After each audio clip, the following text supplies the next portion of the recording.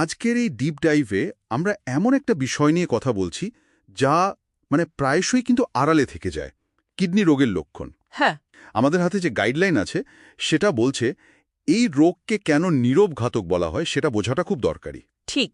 আমাদের লক্ষ্য হলো সেই সব সূক্ষ্ম লক্ষণগুলো চিহ্নিত করা যা আমরা হয়তো তেমন পাত্তা দিই না। কিডনির কাজ তো শুধু রক্তটাকে পরিষ্কার করা নয়, তাই না? একেবারেই না। দেখুন, রক্তচাপ ঠিক রাখা, লোহিত রক্তকণিকা তৈরি করা, মানে ওই এরিথ্রোপোয়েটিন হরমোন দিয়ে, হুম। এমনকি শরীরের যে মিনারেলস মানে খনিজ লবণ সেটার ভারসাম্য রাখাও কিডনির কাজ। আচ্ছা। আর যখন এই কাজগুলো ঠিকঠাক হয় না, মানে ব্যাঘাত ঘটে, তখনই কিন্তু নানা রকম লক্ষণ দেখা দিতে শুরু করে, যেগুলো হয়তো দেখে মনেই হবে না যে এটা কিডনির সমস্যা। তাহলে একদম প্রথমে আসি, ওই যে ক্লান্তি আর দুর্বলতার ব্যাপারটা, এটা তো খুবই সাধারণ, অনেকেরই তো হয়। কিডনির সমস্যার সাথে যোগটা কোথায়?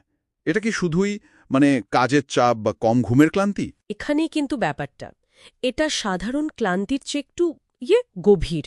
যখন কিডনি ঠিকমতো কাজ করতে পারে না, তখন কি হয়, রক্তে নানা রকম বর্জ্য পদার্থ জমতে থাকে। ও। শুধু তাই না, কিডনি থেকে ইরিথ্রোপোয়েটিন বলে একটা হরমোন বেরোয়। হ্যাঁ, আপনি বলছিলেন। ওই হরমোনটা কিন্তু লোহিত রক্তকণিকা তৈরির জন্য খুব দরকারি। হ্যাঁ। তো কিডনি খারাপ হলে সেটার উৎপাদন কমে যায়। আচ্ছা। আর তার ফলেই হয় অ্যানিমিয়া, মানে রক্তাল্পতা। হুম। তখন শরীরে অক্সিজেন ঠিকমতো পৌঁছায় না। আর সেই কারণেই এমন একটা ক্লান্তি আসে যেটা বিশ্রাম নিলেও সহজে যেতে চায় না। এটা কিন্তু শুধু শরীরের নয়, মনোযোগেও প্রভাব ফেলে। বুঝেছি। তার মানে শুধু বর্জ্য জমাটাই কারণ নয়, অ্যানিমিয়াও একটা বড় ফ্যাক্টর। আচ্ছা, আরেকটা লক্ষণ যেটা বেশ শোনা যায় সেটা হলো শরীর ফোলা, বিশেষ করে পা বা মুখের চারপাশে। এটার কারণ কি? হ্যাঁ, এটাকে বলে ইডিমা। দেখুন, কিডনির একটা মেন কাজ হলো শরীর থেকে বাড়তি লবণ মানে সোডিয়াম আর জলটা বের করে দেওয়া। রাইট। যখন কিডনি সেটা পারে না, তখন ওই বাড়তি জল আর লবণ শরীরের টিস্যুতে জমতে থাকে, মানে শরীরটা ফুলে যায় আর কি। ওহ। বিশেষ করে সকালে ঘুম থেকে ওঠার পর যদি চোখের চারপাশটা ফোলা লাগে, মানে যেটাকে পেরিঅরবিটাল ইডিমা বলে, হ্যাঁ হ্যাঁ। সেটা কিন্তু কিডনির যে ছাঁকনিগুলো আছে, গ্লোমেরুলি, সেগুলোর ক্ষতি হওয়ার একটা ইঙ্গিত হতে পারে। মানে প্রোটিন লিক হয়ে যাচ্ছে প্রস্রাবের সাথে। নেফ্রোটিক সিনড্রোম বলে এটাকে। আচ্ছা, প্রস্রাবের পরিবর্তনগুলো ওগুলোও কি গুরুত্বপূর্ণ? যেমন ধরুন পরিমাণ কমে যাওয়া বা দেখতে অন্যরকম। খুবই গুরুত্বপূর্ণ। প্রস্রাবের পরিমাণ যদি হঠাৎ করে কমে যায়, সেটা তো কিডনির ফিল্টার করার ক্ষমতা কমার একটা স্পষ্ট লক্ষণ। হ্যাঁ। আবার ধরুন রাতে বারবার প্রস্রাব করতে ওঠা, যেটাকে নকটুরিয়া বলে, অনেকে হয়তো ভাবেন বয়সের কারণে হচ্ছে। হ্যাঁ, ভাবাটাই স্বাভাবিক। কিন্তু সেটাও কিন্তু কিডনির টিউবিউলগুলো ঠিকমতো কাজ না করার ইঙ্গিত হতে পারে। আর প্রস্রাবে যদি রক্ত যায়, মানে হেমাটুরিয়া, বা খুব বেশি ফেনা হয়। ফেনা? সেটা কেন? ফেনাটা হয় মূলত প্রোটিন বেড়ে গেলে, মানে প্রোটিনউরিয়া। এটা কিন্তু কিডনির ফিল্টার ড্যামেজ হওয়ার একটা বেশ বড়সড় প্রমাণ। বিশেষ করে ফেনাটা লম্বা সময় ধরে কিডনির অসুখ চলার একটা সূচক। বুঝতে পারছি।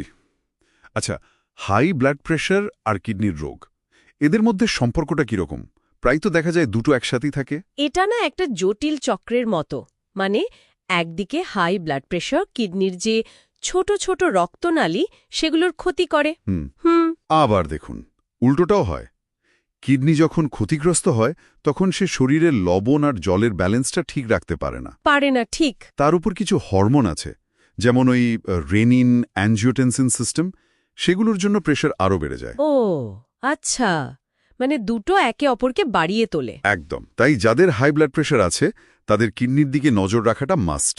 আর যাদের কিডনির সমস্যা ধরা পড়েছে তাদের প্রেশার কন্ট্রোল করাটাও খুব জরুরি। আচ্ছা, এছাড়াও তো আরও কিছু লক্ষণের কথা শোনা যায়, যেমন ধরুন স্কিনে খুব চুলকানি বা মাসেল ক্র্যাম্প, পেশিতে টান ধরা। হ্যাঁ, রক্তে যখন ফসফরাসের মতো খনিজ পদার্থগুলো বেশি জমে যায় তখন সাংঘাতিক চুলকানি হতে পারে। এটাকে বলে ইউরেমিক প্রুরাইটাস।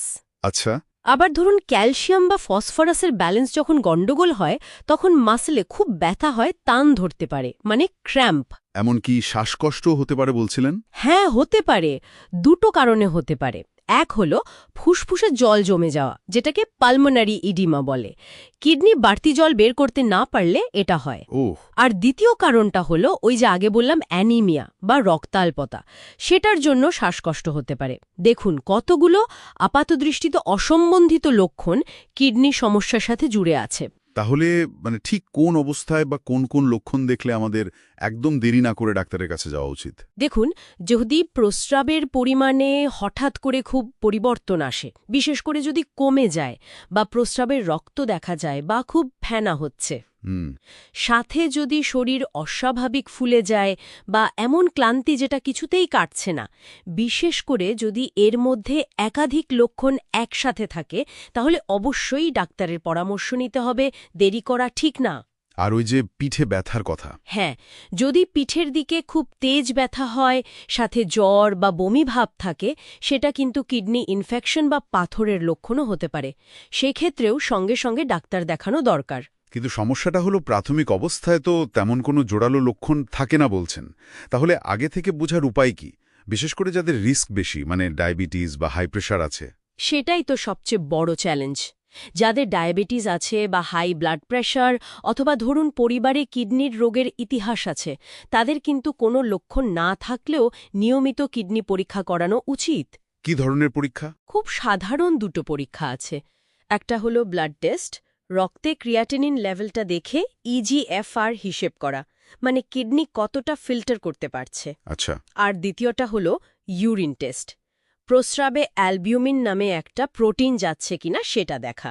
এটাকে ইউরিন এসিআর বা ইএসিআর টেস্ট বলে। এই টেস্ট কি শুরুতেই রোগটা ধরতে পারে? হ্যাঁ, পারে।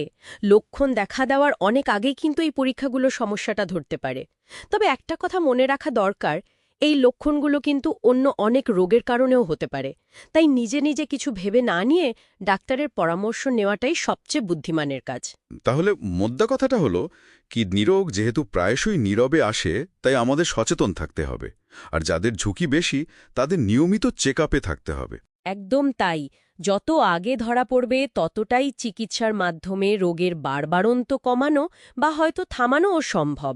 আর কিডনি ভালো রাখতে একটা হেলদি লাইফস্টাইল তো দরকারই, ডায়াবেটিস, প্রেশার নিয়ন্ত্রণে রাখা, যথেষ্ট জল খাওয়া, স্মোকিং না করা, ব্যালেন্সড ডায়েট, একটু এক্সারসাইজ, এগুলোর কোনো বিকল্প নেই।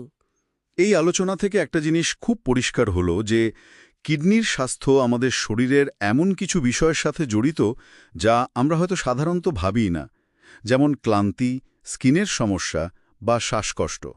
এটা একটা প্রশ্ন উস্কে দেয় মনে।